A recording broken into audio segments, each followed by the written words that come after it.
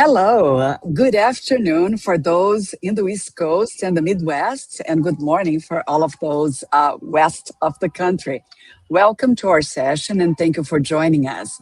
I'm Ana Dutra and I'll be moderating today's discussion on getting executive succession right, compensation, and leadership considerations. Over the course of my career, I've had the honor and privilege to observing succession from different angles, first as an advisor and consultant, then as a CEO myself 3 times, where I had to deal with my own succession and my C-suite succession, and then over the last 20 years as a board member. And I've served now on 9 public company boards, 12 private company boards, all sorts, family business, private equity backed and VC backed and private, in a number of non-for-profit organizations. And every time that I say that I think I've seen everything, something new comes up. So the bottom line is that choosing the next CEO is one of the most, if not the most, consequential decisions that a board can make.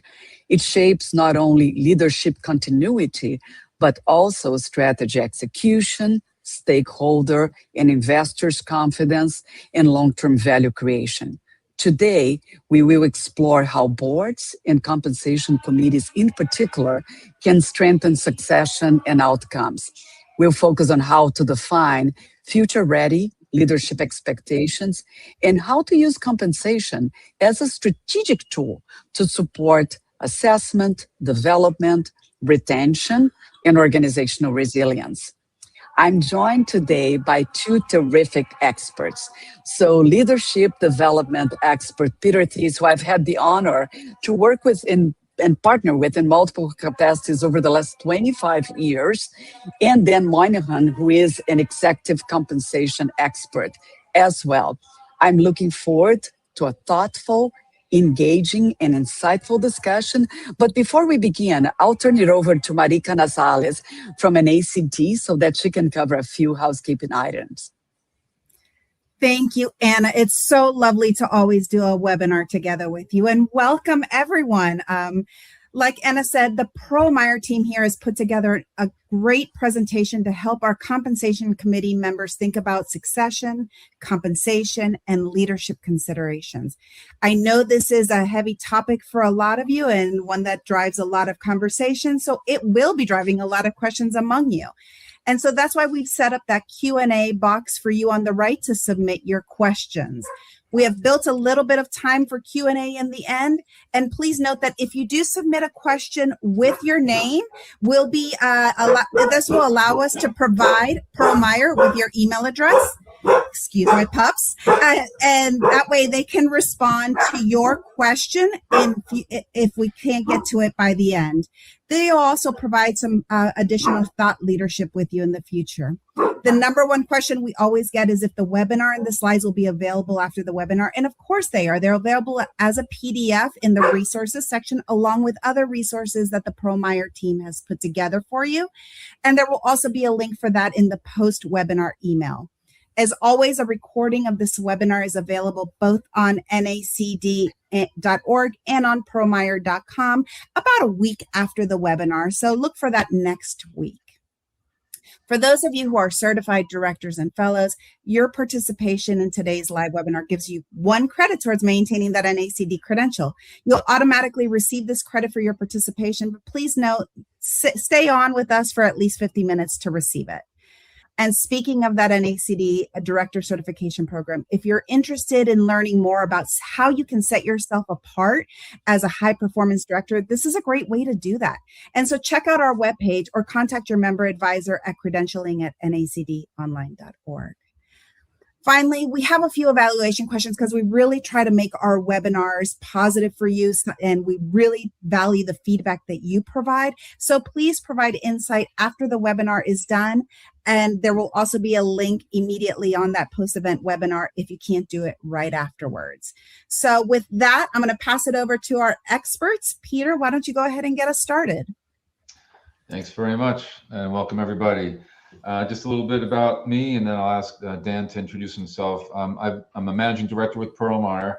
I'm in the leadership practice, and I've had a almost 30-year career at advising CEOs and senior teams on the things that they care about the most, which are succession planning, strategy development, executing strategy, and organizing and reorganizing their companies in order to help that company be successful. So I have the pleasure of working with a wide variety of clients in a wide variety of industries, everything from Fortune 500 to Russell 3000 to large privates and also national nonprofits. So I've seen this process play out in good ways, and then in some ways that could use some improvement at a number of different places.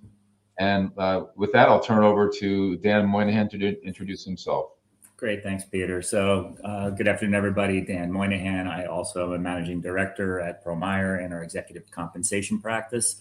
I've been doing it for about 30 years myself. Really spend my time focused on exec comp and as advisor to compensation committees.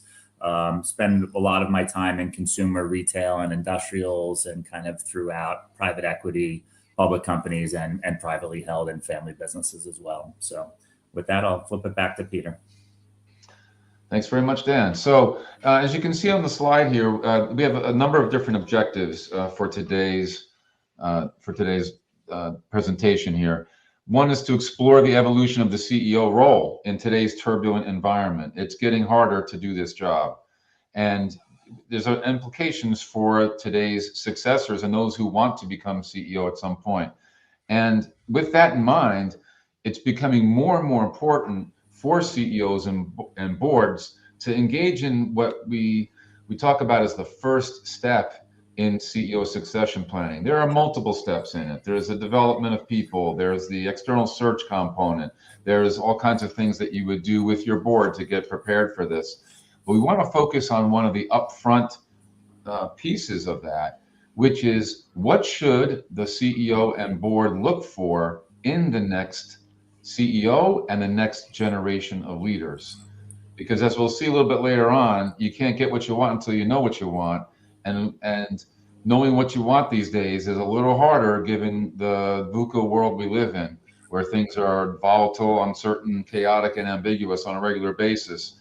It's so important to get the spec of what you want in your next CEO right. And that's why we're going to focus in the first half of this webinar on how to do that job well, to set up your CEO succession process for success.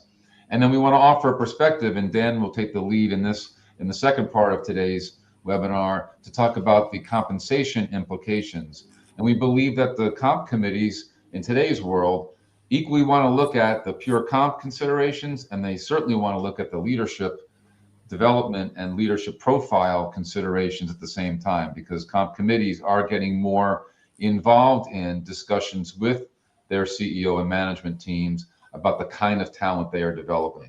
So we hope this information will be helpful to all of you. We also hope that you get a couple of tangible takeaway actions that you can bring back to the boards that you sit on or the companies that you work with. So with that, let's move on. So here we're going to start off with a question. Has your board had a succession conversation in the last 12 months? Yes or no? So you can use the polling question feature. That would be great. And I don't know if we're getting some responses coming in. This feels like election night where you see how many precincts are reporting. But by a large margin, the answer is yes. That's good. And so what we want to do in this webinar is to make it so that your next conversation includes even more about the spec or the profile of a CEO. So thanks for that. All right, so as I was mentioning a little bit before, we're kind of at a leadership turning point in the role of the CEO. It is getting harder. Statistics actually show that CEO tenure is starting to decline slightly. It's depending on which publication and research report you read, it's anything from 8 years to 7 years. But the point is, it seems to be declining. CEOs are retiring at earlier ages, and the CEOs that are being promoted are therefore a little bit younger, right? And that's partly because this job is getting tougher. So next generation CEOs from the next one in any organization, they face business environments that are, as I mentioned before, they're much more volatile with uncertainty all over the place, chaos and ambiguity. Look, Apple Computer just has announced an upcoming CEO transition, and it's a different company than when Tim Cook took it over from Steve Jobs, and now the successor is now taking this over from Tim Cook. It's a different job now. So, in that vein, and Dan, you and I have talked about this. It's the lesson learned for boards on CEO succession is that you want to avoid developing, Dan, I think what you coined as clone CEOs, right?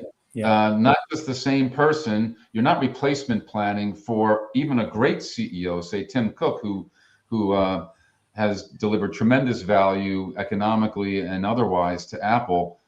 He did a great job, but that doesn't mean that the next CEO of Apple needs to be just like him, because it's different. So you want to avoid getting in the trap of clone CEOs, and that's why we believe this focus on getting aligned with the board on a next-gen CEO profile is so important.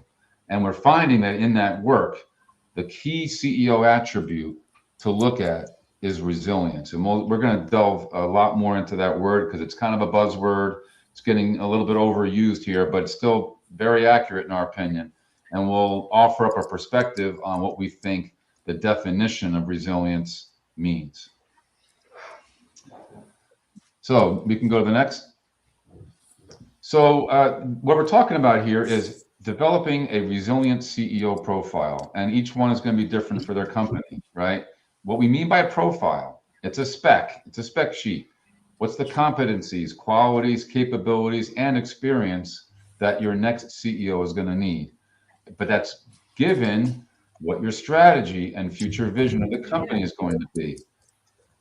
It's not based on today's working environment. It's based on what your company is going to need in the future. So it's a spec, it's strategy based and board driven. Really important that the board is fully engaged in this conversation about what the next CEO needs in order to lead the company. And there's lots of uses of this resilient CEO profile. It's used obviously in what we're talking about here, succession planning for the CEO role. It's also, when done well, it's used heavily for executive assessment and development. Point is, you should develop your future generation leadership pipeline, not just for the CEO role, but for C-suite roles based on this spec of what you think the company needs. It's also good at the time when you are ready, or if you include it in your succession planning for when you might use an external search resource. And so, I like to quote philosophers, and since I love rock and roll, my philosophers are rock musicians, but when it comes to CEO evaluation, succession planning, as I mentioned before, you can't get what you want till you know what you want.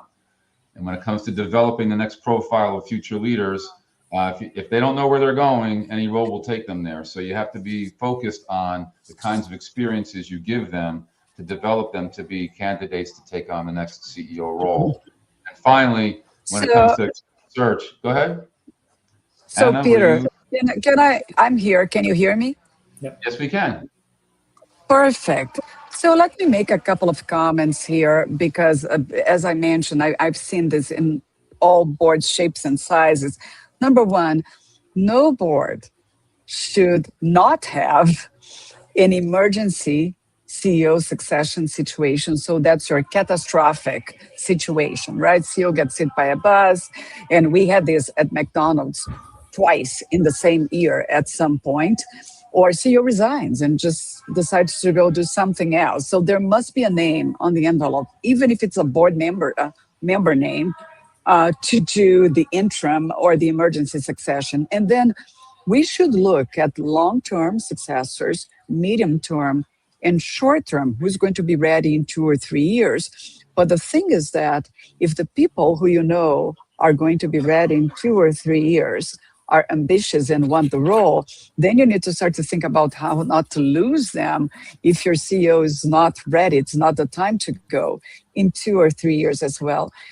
You talked about clone CEOs, right? And why boards go that direction at times.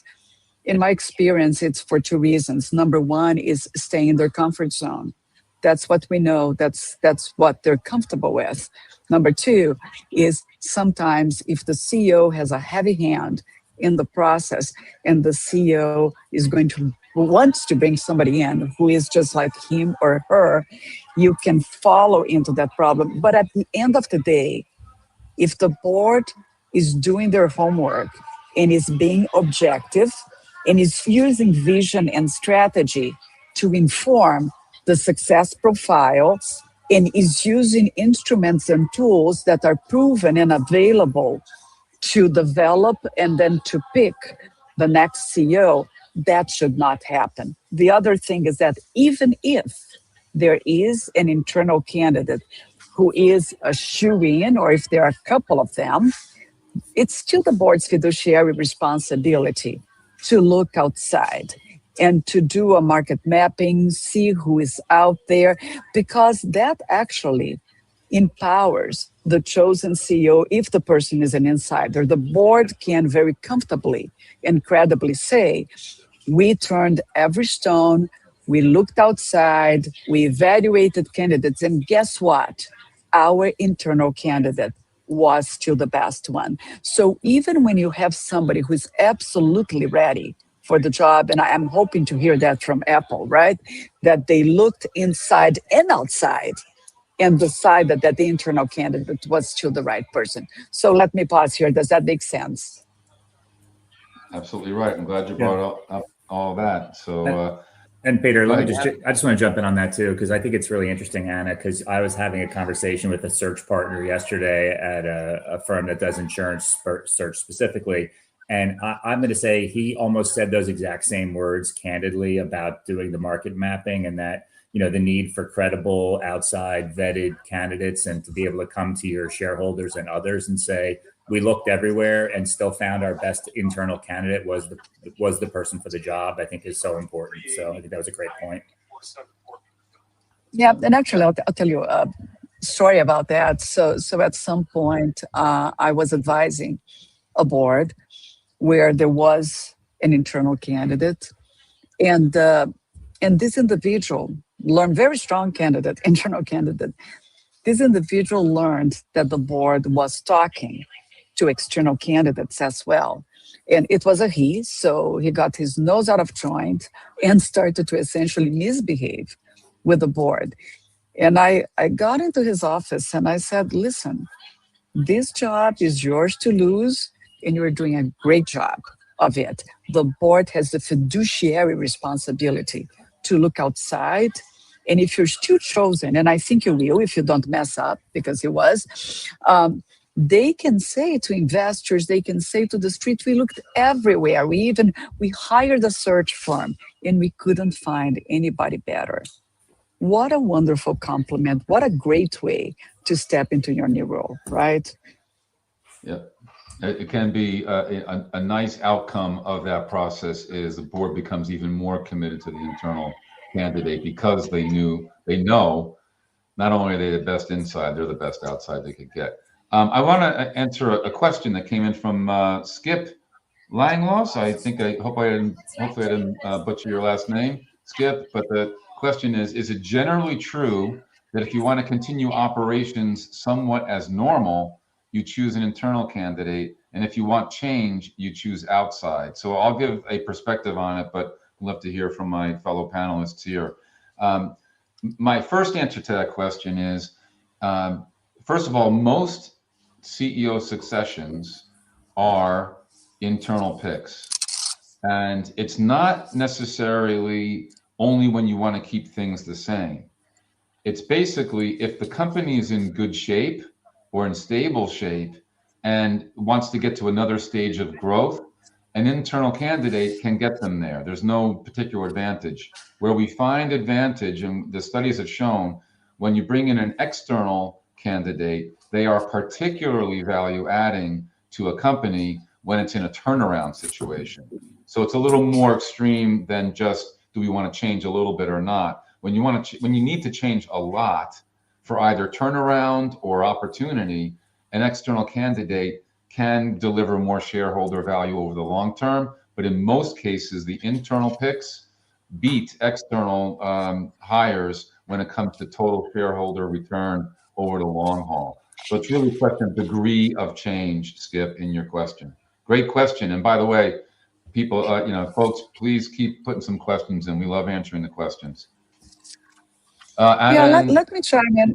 Yeah, let me chime into that one. So typically, boards will pick an external candidate when they want to see change, right? Or turnaround situations. However, you can pick an internal candidate that's going to execute on strategy or be a change agent. First of all, if that person is already known as a change agent internally.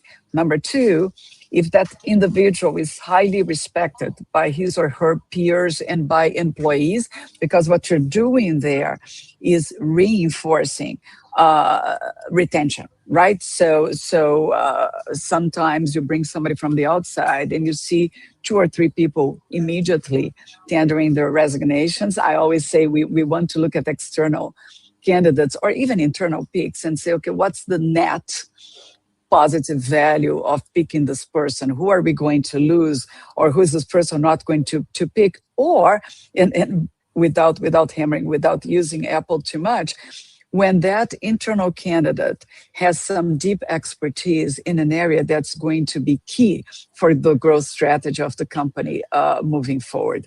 So I think that if we want to generalize, yeah, it's easier to say we bring from the outside when we want to see disruption, change, and all that, but that can be done with an internal candidate as well. Great. Anything else, Dan or Anna, on this one? Nope. Good. Great. Okay.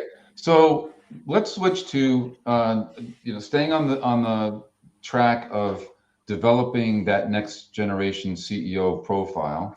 And again, Anna, as you mentioned before, this profile is really good under all scenarios, whether it's an immediate sudden loss of leadership, a 1 to 3 year announced timeline, or a 3 to 5 year or more timeline. Having this profile really helps you make good decisions on all of them.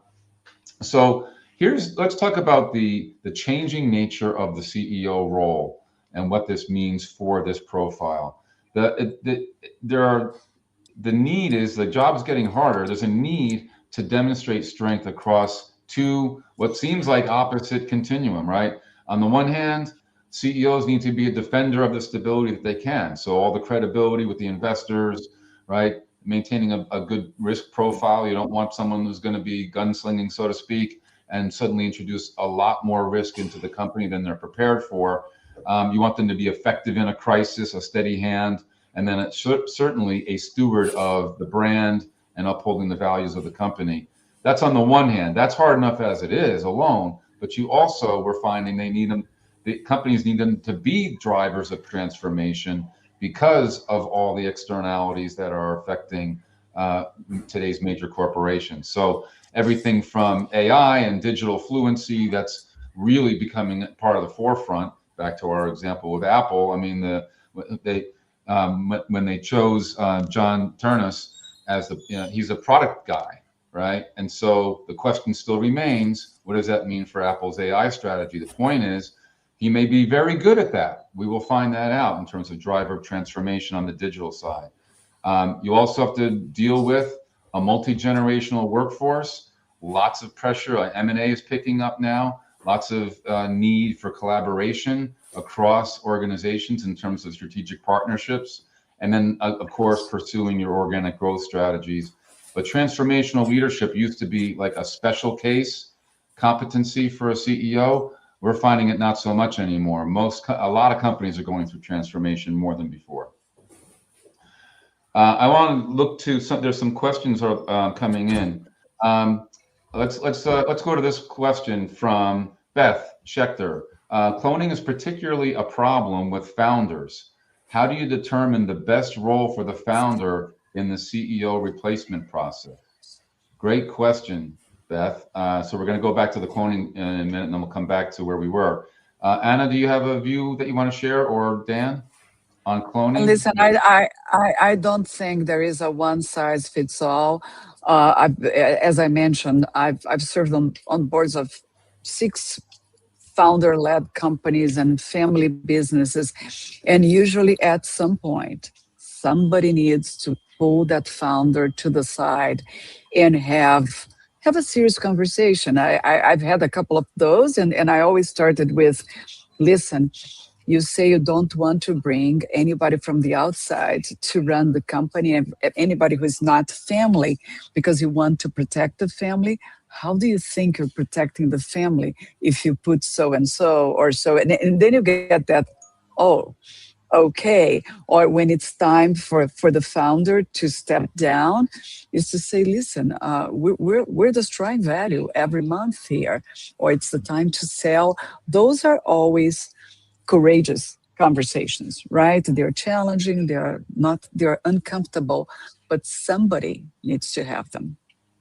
Yeah, I would add that in terms of the founder, that yeah, there is no one size best role. What I've seen work pretty well is especially if the founder is relatively self-aware, and you don't always have self-aware founders, Mm-hmm. but they think they know how to do everything because they created something, right? And you don't want to take away from their legacy and the positive contributions. What I found that works well is when the founder says, okay, here's what I know I'm good at, and here's what I know the company needs that I'm not good at. And then that's a happy situation because then you can keep the CEO. I've seen founders transition into like a chief product officer role. They still have a job in the company, but they're focused on what they did to build the company in the first place. What they need instead in the CEO, the chief executive, is they need somebody who knows how to scale up a company.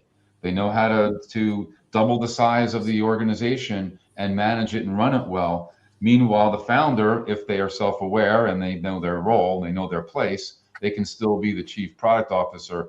It's not very often that you find that happy place.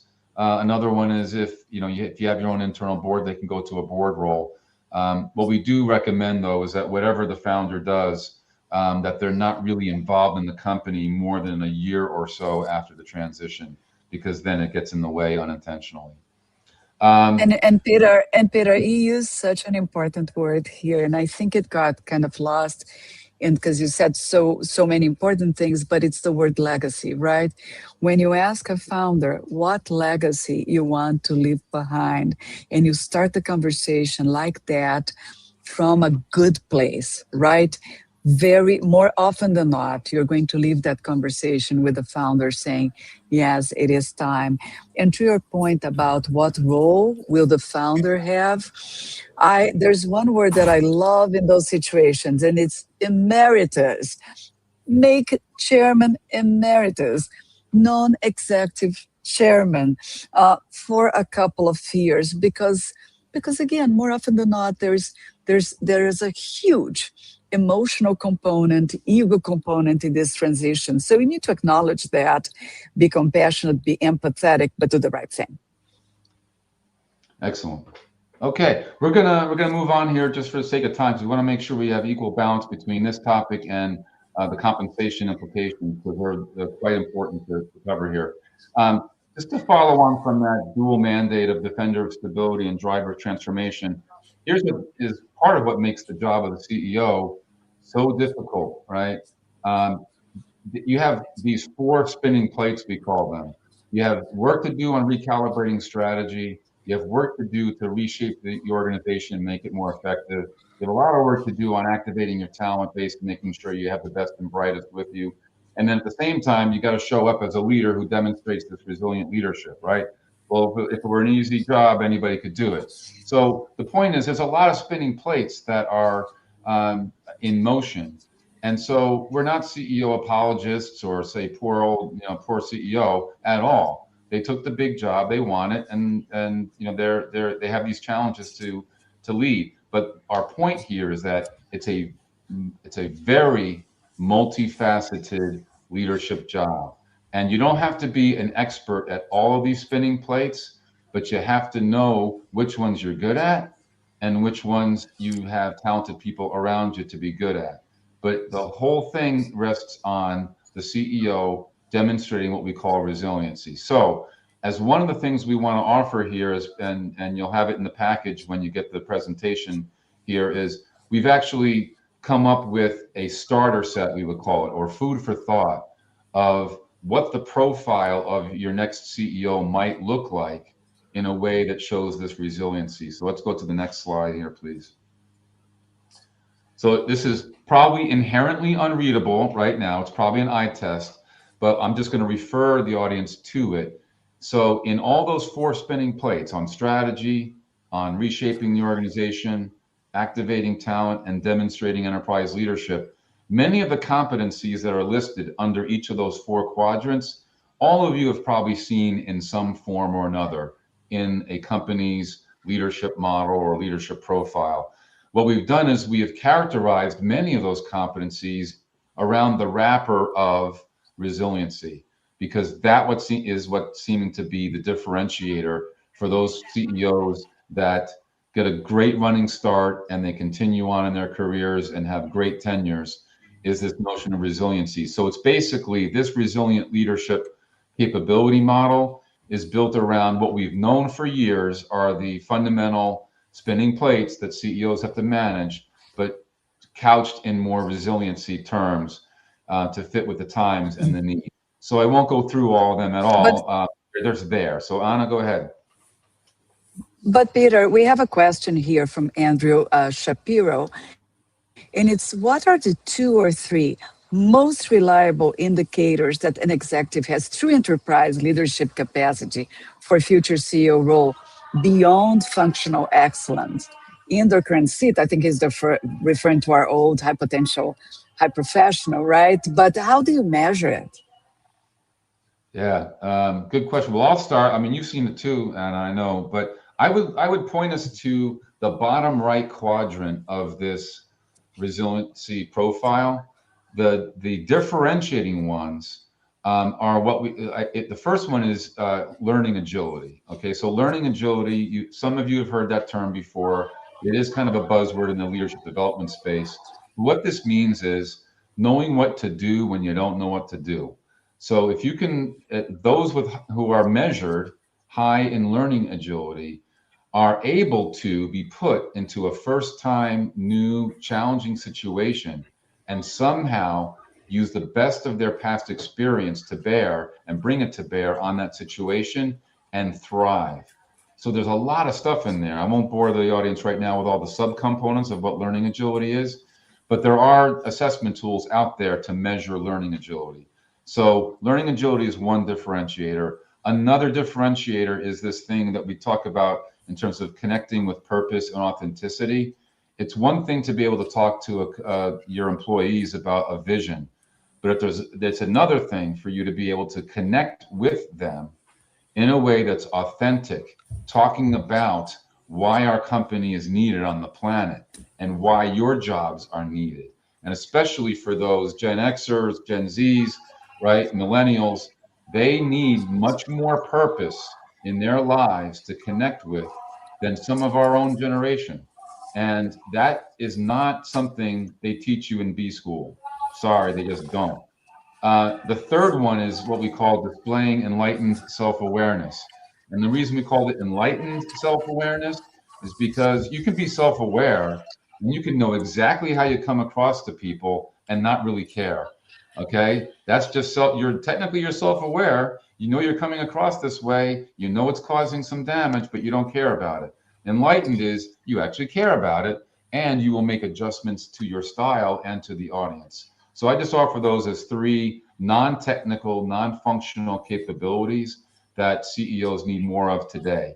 Anna and Dan, any other thoughts on that answer? Yeah, I'll actually say that out of all of those, the one that trumps it all is self-awareness, right? Is self-awareness with the desire to develop. Because I always say, if you have a candidate who has one big developmental area, but really, really low self-awareness, and you have another candidate that has 3 developmental areas, but really, really high self-awareness and desire to address those, which one would you pick for the job? I'll pick the one that has a 3 developmental areas any time of the day, because guess what?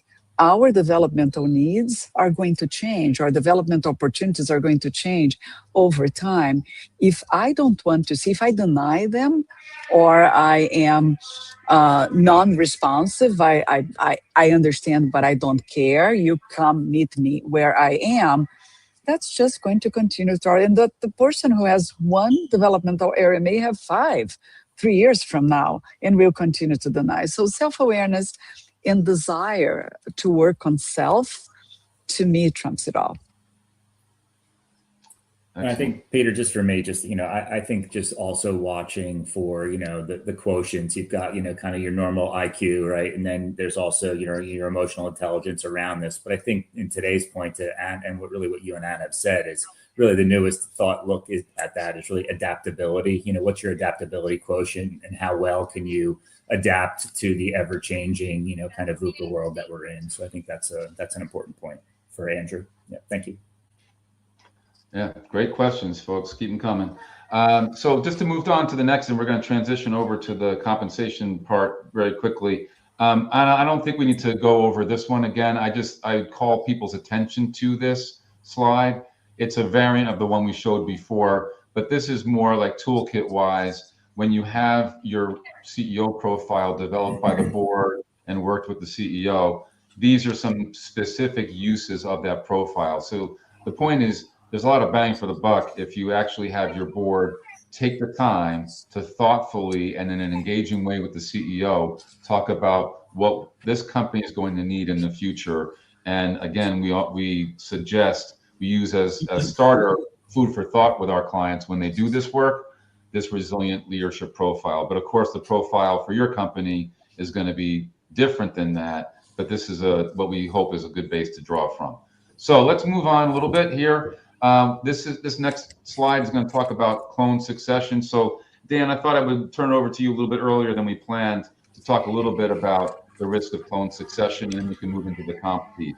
Yeah, I mean, I think we've hit on this a little bit, but the thing with cloning is that there's this unintentional reward for long tenure, your technical depth and being around the business, as opposed to really while you're undervaluing things like your enterprise leadership, and digital fluency. And I think we're at a unique inflection point in the work curve, and the kind of the age and tenure of CEOs, because we're at a place where our generation, Peter, we are digital immigrants. We were not born with technology, we grew into it. And there's now a new generation of leaders kind of emerging through the business that are digitally fluent. And I think this is something that's getting a little undervalued, especially in today's, AI, et cetera, digital technology world. And then really also, are the old leaders, the incumbent leaders going to have the necessary skills you need for change management? And I think it's not only just about sometimes developing our internal pipelines, but also thinking about where can we look outside of our space at adjacent industries where we might pick up some really unique perspectives that could be, really valuable for our business in a new leader, but might be a little bit, outside the pale of what we would traditionally look for our talent. So. So before Peter, before we move forward, we have a couple of questions here.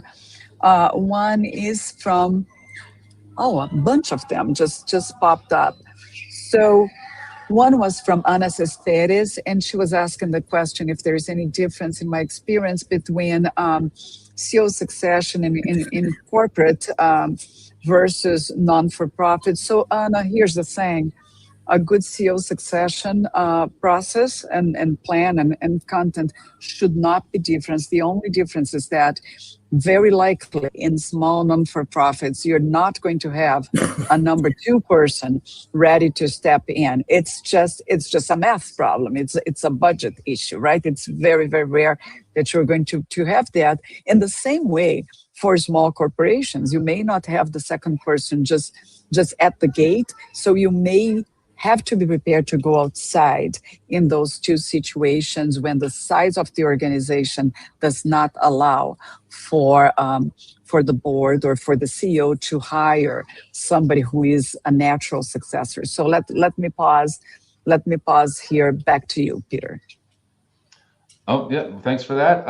Actually, I'll pass the football back to Dan. We're going to skip a couple of slides, I think, and go to the slide 16. So just it should, there you go. Perfect. Dan, take it away. Yeah, I think this is one of those times where we start to think about, does our executive compensation strategy really support our leadership and succession process? Ultimately, we always say the goal of compensation is to help attract, retain, and motivate, your organization and your leadership. And I think it's really, if you look across this little graphic on the bottom, it's trying to take business strategy, apply it to executive comp. It's trying to take your business strategy and where you're going and apply it to your leadership and succession process. And if you can tie that all together with really great internal and external communication around where you're going for your next leaders, hopefully you really end up creating this high performance leadership and a great culture that will, net out some exceptional business results. And I saw in the chat, somebody did post, some stats from Yale about how much, higher the TSR is, in 1 year, 3 year, and 5 years, for candidates when it's done well. And I think that's really the key issue here is the goal is to, make sure that you're, fostering an attitude and organization of resilience and success. So, and we just always want to make sure that our executive compensation is really supporting that. And if you go to the next slide, just to help me out here, is that we start to think about, how do you think about your current CEO? How do you think about your internal candidates? And you've got a risk there of sometimes being too direct and too narrow in your focus internally. So we want to make sure that you're thinking about it and that the leadership focus is not asymmetric. And really what I mean by that is that, if you do it wrong, it doesn't just hurt earnings, it hurts investor confidence, it hurts community trust, it hurts a lot of things. At times we said this before, the clone or the safe issue can get over rewarded. But we like to really just focus around organizational strength and not just individual performance, and trying to make sure that your current CEO really has alignment around building his or her next generation of leaders below them and finding that credible successor bench. And maybe not necessarily that credible successor person. It's a bench of people who could become, that next person. And I don't think, we always say. Dan, if I could interject there just a little bit to help reinforce the point on paying for organizational strength, not just individual performance.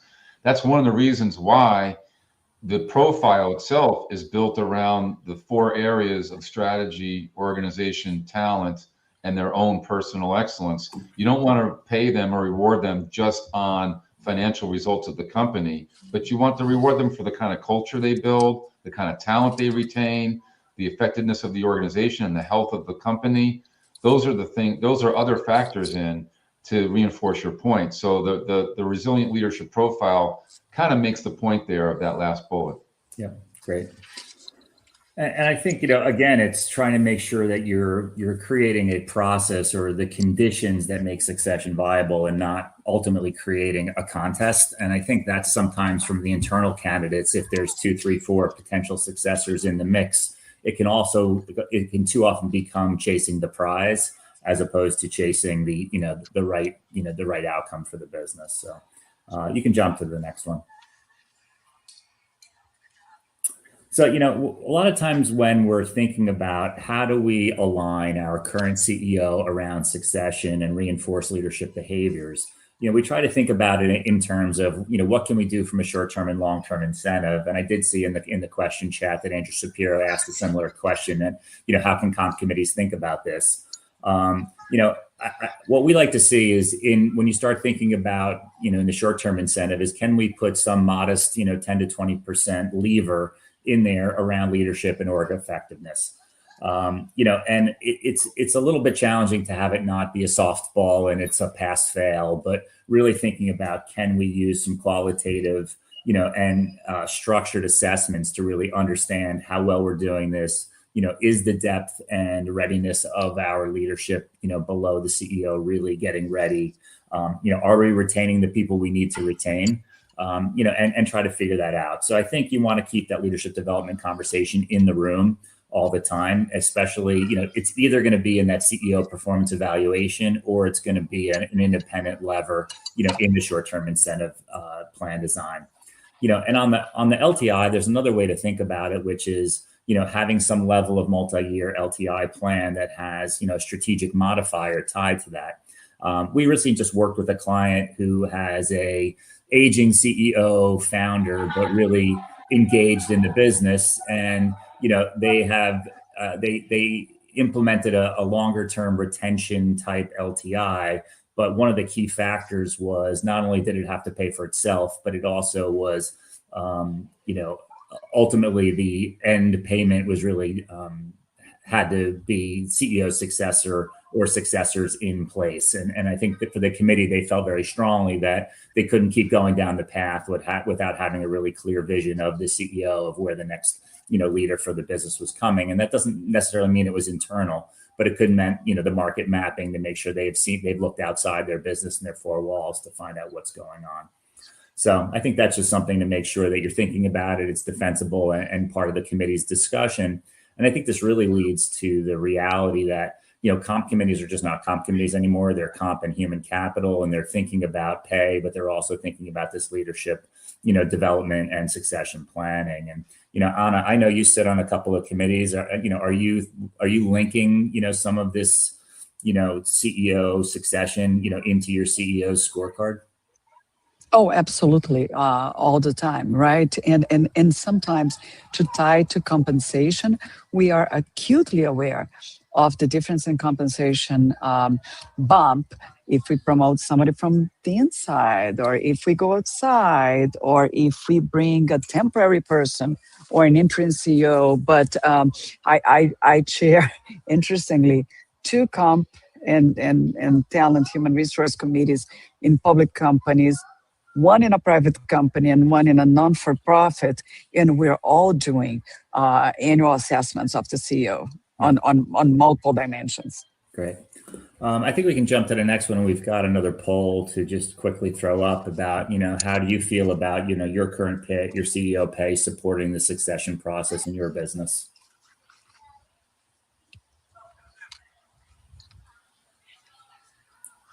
Where's our Nikki when you need him? There you go. Yeah.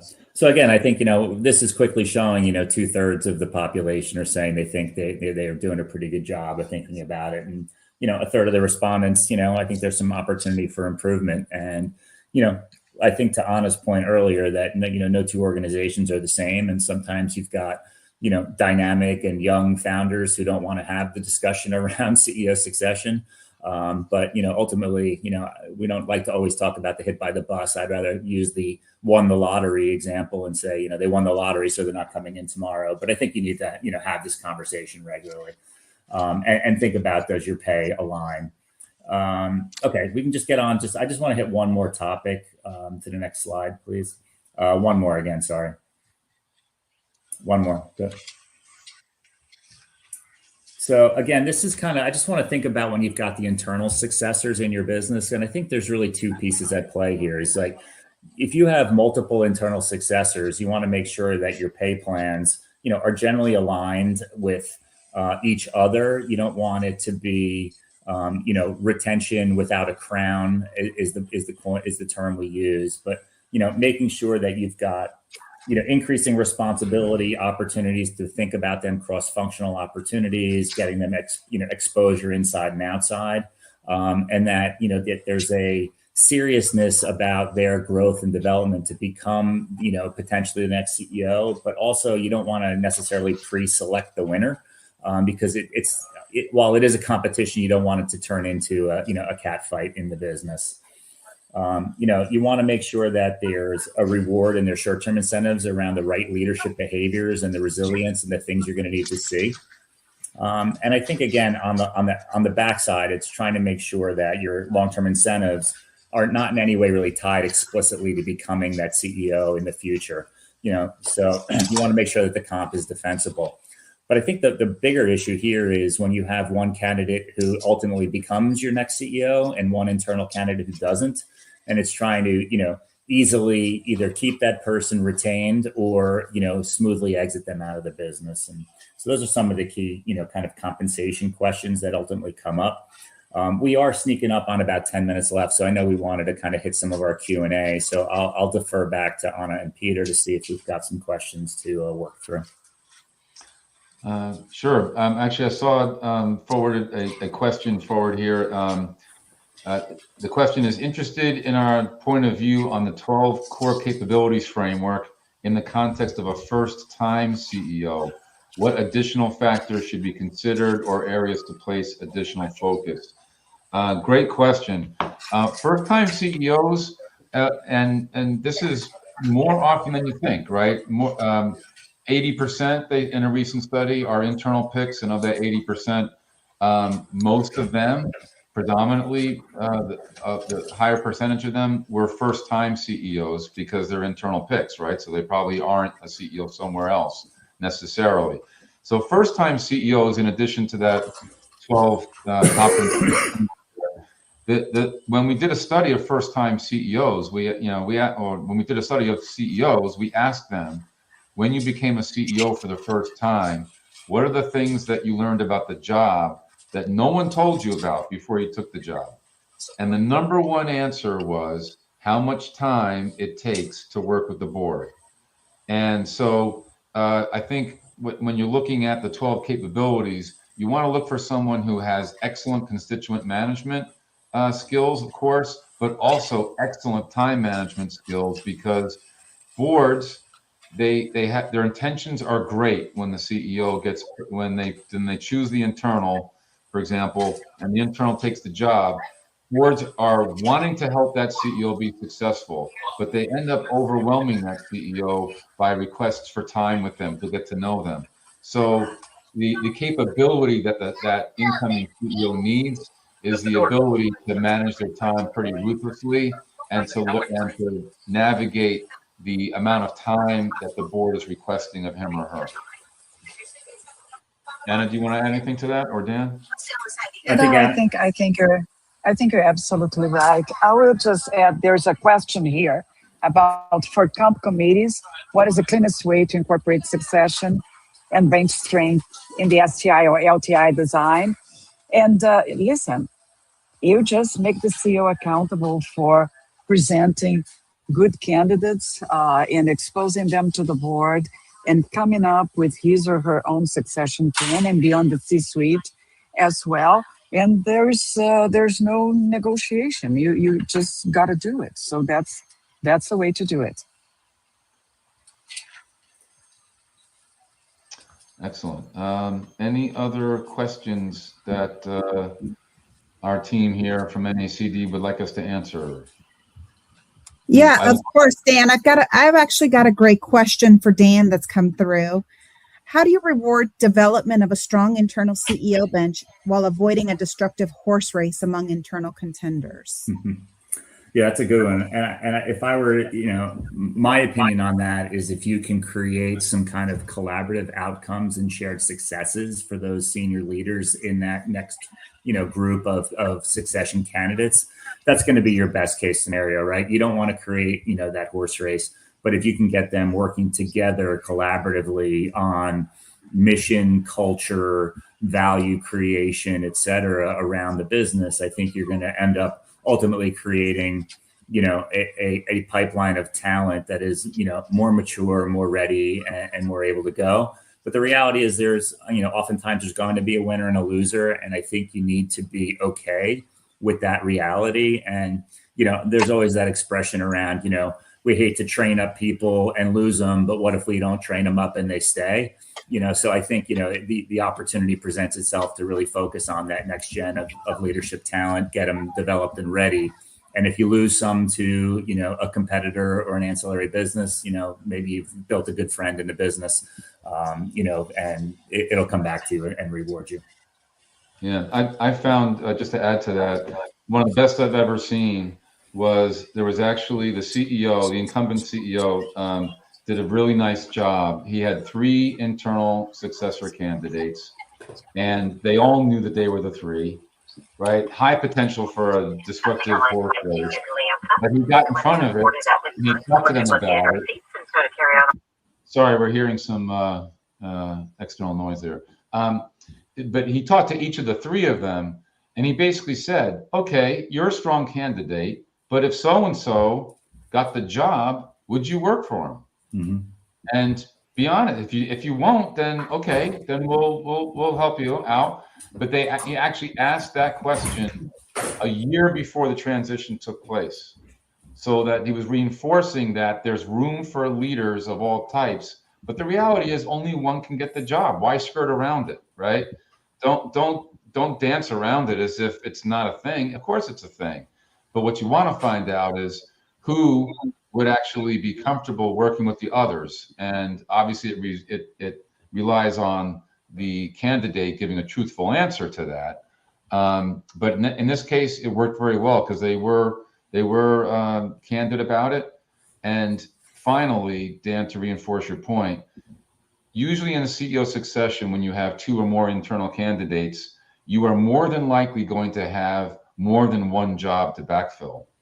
You're going to have the job that the internal who got the job, you have to backfill him or her for that. And then secondly, you're probably going to have to backfill for him or her on the list who didn't make it, who may end up leaving within 6 months to a year's time. Right. That's why you need to develop a bench, a strong and deep bench of enterprise-ready leaders for that reason. Well, with that, thank you so much, Peter. Thank you to Dan, and a special thanks to Anna, who had a very tight schedule and had to hop off already. Thank you guys so much for sharing your experiences and your expertise with our members. And while we're running out of time, if you didn't get your question answered, to my folks on the call here, please remember that we'll submit your question along with your email to the panel so that they can follow up via email if we didn't get to it. A few quick reminders for you before we conclude the program. Number 1, please remember to fill out that evaluation form. It's important to us. So you guys don't think about it, but we do review every little bit of feedback that you provide so that we can make these programs as great as possible for you, and that we can also think about future topics of what you're interested in. Keep an eye out for our next webinar in the compensation series on July 21st, and you can learn more about that and register on our webinars page. And if you want to find this or previous webinars in the series, just visit our nacdonline.org webinars archive page, or you can also take a look at pearlmeyer.com's /insights-and-research. You will also just have to make an extra little plug for my friends at Pearl Meyer. You can also hear Pearl Meyer's expert Matt Turner speak at our upcoming Leading Minds of Governance and Tech event on May 7th in the Denver area. Visit our events page to learn more about that. And with that, that concludes the program. Thank you so much for joining us, and we'll see you next time. Thanks all. Thanks, everybody.